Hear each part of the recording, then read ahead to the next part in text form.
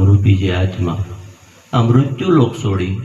અને આ જગ છોડી અને વૈકુંઠ ધામની અંદર જ્યારે ગયા છે ત્યારે આપણે બધા ભગવાનને પ્રાર્થના કરી, હે ઈશ્વર, હે જગદત્તીશ્વર, હે પરમાત્મા, તારા શરણે જે આત્મા આવ્યો છે એને શાંતિ મળે માટે આજનો અમે જે કાંઈ જાગરણ કરીએ, જે કાંઈ તારા નામ લઈએ એ એના ખાતામાં જમા કર્યો અને એ આત્માને શાંતિ આપ્યો. તો બધા 5 મિનિટ શ્રી રામ જય રામની ધૂન બોલજો સાથે. શ્રી રામ જય રામ જય જય